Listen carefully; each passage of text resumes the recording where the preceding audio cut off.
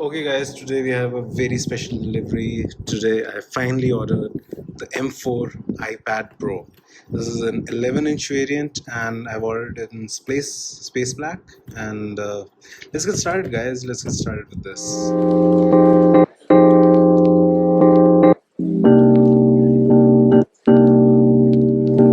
Hello and welcome back, guys. It's been a really long time, and today we have two new products that I've ordered. I have been using an iPad Air 4, and it's almost been 3.5 years since that last came out. So I thought it's the right time to upgrade, and upgrading to a Pro variant is the way to go. So what I have here is the base model of the iPad Pro 11-inch. This does have those tandem OLED screens, and it comes with 256 gigabytes of memory now. And as you can see, it costs almost about 1 lakh rupees. And we also have the Apple Pencil Pro, the latest launch that we see here. So you have the Pro marking over here, and really excited to see what the pencil kind of offers us. And marking over here is around 12,000 rupees. So in all, this kind of costs somewhere around 1 lakh 12,000 rupees. Let's get started with the unboxing over here. And I have kind of personalized this device, which means you can go and opt for a free engraving. So I've done that. Let's see how that turns out. We have the 256 gigabyte marking, 11-inch M4, and it's the Wi-Fi only variant. So let's go with the pull tabs. One here, second here. The device is actually really well made this time around, and the introduction of the tandem OLED screens is something that I personally have been looking for, and it's finally here. And right off the back, guys, it is a really slim device, and I do see the engraving here as well. Let's get to it, but before that, let's see the accessories that we have. So we have the design by Apple in California, a color-coded braided wire for charging. It's a USB-C to USB-C. If you order the silver variant, you'll get a white braided cable, and the black one has the black cable. I would have personally liked if the adapter was black too, since it would have kind of gone really well. But no worries, that's all you get these days. Let's see. I think they have kind of removed the Apple stickers as well. That's what I've heard, that's what I have under the impression of, and yeah, it seems that's true. No more Apple sticker, guys.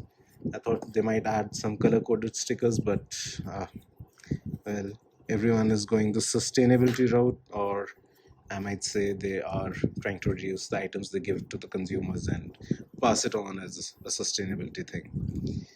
So moving on, let's keep this here. Let's unwrap this one.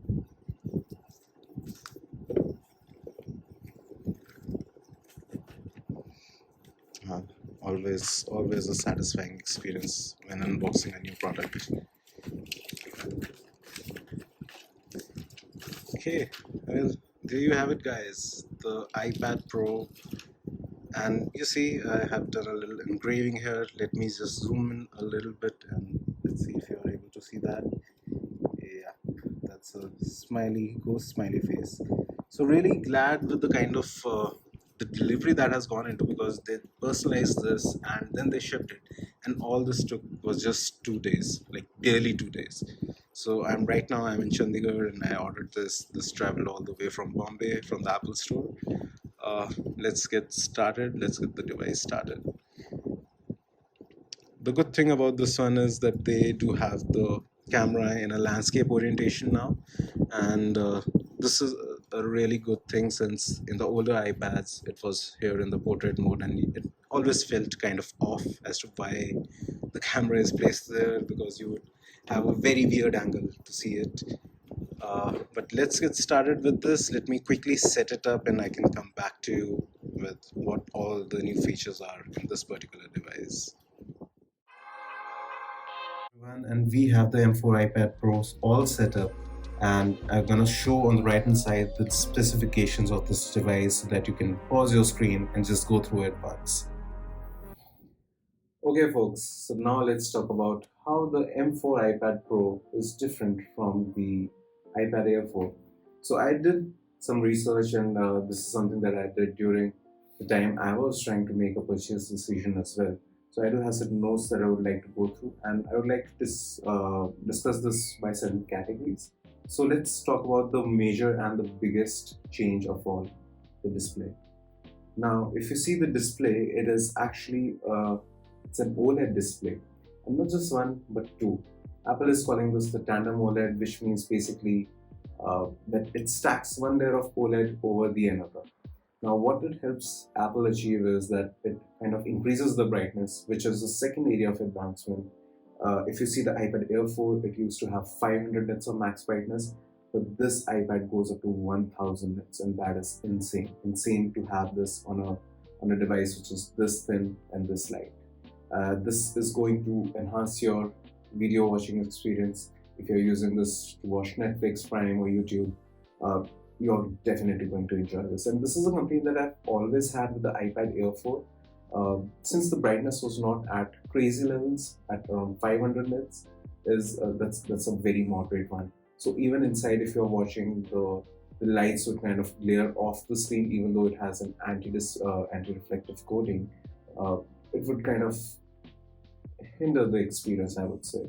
So that was always a pain point, and I was always hoping that Apple comes out with an OLED display, and it is one of the biggest reasons why when this iPad was announced, I kind of went ahead and just made the purchase because I wanted that OLED screen. Because for me, the primary use is either I play Call of Duty or I watch Netflix and YouTube. So that completely changes the way I use this device and the experience I'm able to get out of it.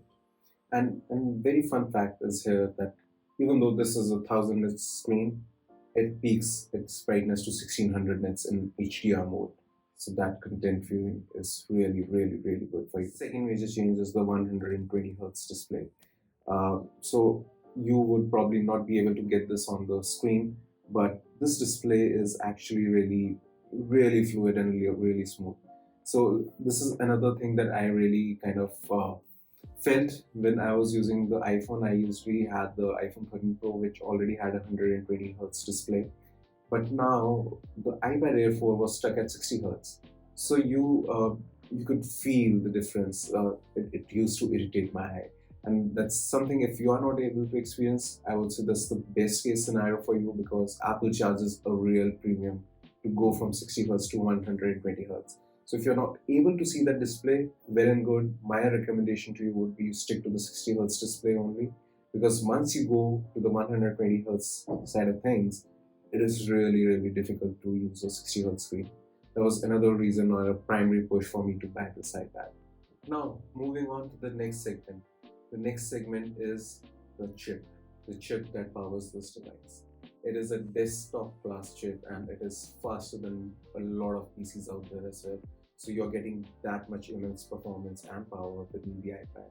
Now, if we come back to the iPad Air 4, it used to have an A14 chip. So I had pulled out certain stats and it's really interesting to see them. So if we compare the iPad Air 4, the A14 with the M4 chip, uh, and let's put M4 chip as the base for this, which is like 100% performance. So if M4 is 100% performance in single core, the A14 Bionic, do you have any guesses? Write your guesses down in the comments, but to satisfy that curiosity, 32%. A14 chip used to offer just 32% of the single core performance what this iPad currently has, which is a massive leap for an iPad. And if we talk about the multi-core score and put M4 as the base at 100%, the A14 used to offer 64% of that performance. So even in multi-core, the scores are really blowing your mind. And this device is certainly, one to hold up you for several of the years because the kind of computing power they have here, it is supposedly going to last you a lot of generations of iPad OS updates. Now moving on to the cameras. So if you see here, it's actually a downgrade. I'm not sure if you're able to look here, but we have the camera sensor and then we have the LiDAR scanner. Now the LiDAR scanner has moved out from here, and earlier we used to have two cameras in the iPad, which has been swapped out now. So probably people are not using the cameras for their iPad. So essentially this camera sensor is exactly the same how it was in iPad Air 4, which was not a bad sensor, but it was not that great as well. So I would have really hoped if they were upgrading, from moving from Air to Pro, they should have upgraded the camera as well. But then again, uh, you need to you need to go how Apple kind of thinks that their users are going to use the iPad, and I generally feel that cameras on the iPad are probably the least used feature. But then, if you talk about the front camera, the interesting thing that has happened over here is that it has moved from a portrait orientation to a landscape one. And this is so great for taking video calls on this device, and it kind of moves a step closer towards iPad being a replacement for uh, the laptops and PCs that we have over here today. Uh, it also gets the center stage, and the camera is updated. So earlier you used to have a 7 megapixel front camera, which is now upgraded to 12 megapixel, and with that, the center stage functionality keeps you in the frame always. There are certain more additions as well. Bokeh modes have been come up, and there's some post-processing, stereo audio, the audio zoom functionality, everything. So the key defining feature for me personally, moving from the older iPad, is essentially the center stage, the landscape orientation of the front camera, the upgraded camera, and the adaptive true tone flash here. It's really good to have feature. The other segment would include certain upgrades from the iPad Air 4, such as, even though you can see this is a USB-C port now, which was also the case with the iPad Air 4. The iPad Air 4 had USB 2.0 speeds, but now we have Thunderbolt 4 speeds. And this is kind of ties in the fact wherein Apple is trying to replace iPad as a primary computing device for a lot of people. So if you're somebody who's on the go, you are trying to move photos between your hard disk and the iPad. Having that Thunderbolt 4 functionality is a really really big boost because the speeds are immense. You can transfer. I did try transferring around 100 images. They were roughly around 1 gigabits, and it took almost 38 seconds in the iPad Air 4. But for the M4 iPad Pro, it took just 12 seconds. You can just imagine how insanely crazy the Thunderbolt 4 speeds are. Coming to the sensors, we have the Face ID now. So the iPad 4 had the Touch ID, wherein the M4 iPad Pro is now having a Face ID. It's a really good feature. You don't really need to place your fingers over the touch key button, and you can just double tap and get away and get start the iPad.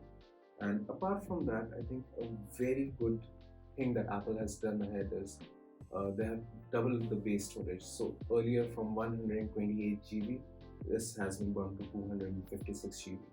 And the biggest jump for me was that I was using the base iPad Air 4, which had just 64 gigabits of memory. And moving from 64 to 256 gigabits is, a lot more freedom providing. All right, with that, we come to the end of this video, and I would like. So let's talk about the major upgrades that I personally felt, and I feel that everybody of you would appreciate if you're coming from an older device, such as the Air 4, Air 5, or maybe older than that. Uh, so let's talk about it. The very first and the very big one, display, hands down. You get coming to the second one, base storage upgraded to 256 gigabits. Really good thing to have at the same price, I'd say. The next major thing is the build quality. It is so crazy thin that it is very portable to use, and I really feel that rather than going for the 13-inch, which is even thinner than this, I would recommend you going for the 11-inch model because it is easier to kind of carry around. And lastly, the major good to have features, and it's like a bucket of a lot of things. But I would like to highly give a shout out to the quad speaker setup, which is really great, coming from a two-speaker setup from the iPad Air. The Thunderbolt 4 speeds are really nice to have. The Face ID is a good to have feature, and it kind of eases your experience with this particular device. And the addition of the iPad Pro Pencil is also an immensely good feature to have. So, of all those features that I have mentioned, there's a price gap of somewhere around 30,000 and depending if you get your device from India or from outside, that is the range that you'll be spending extra on the device. And I really feel that for all those features that I have listed out, spending that extra 30,000 or 35,000 truly makes sense because it not only increases uh, the ease of use for you, it is going to survive a lot more time or maybe a lot more years for you. And with that, I feel this is a great value for money device. It certainly is the best tablet, not just in iOS side of things, but also in the Apple world. This is the best tablet that Apple is making, and this is the best tablet that you can get today. So thank you guys for joining me today, and I hope you really like this video. There's an upcoming video on the iPhone 16 Pro review as well. I hope you join me in that as well. So if you have any further questions, feel free to drop a comment, and I would make sure that I would reply to you all. Thank you so much. God bless.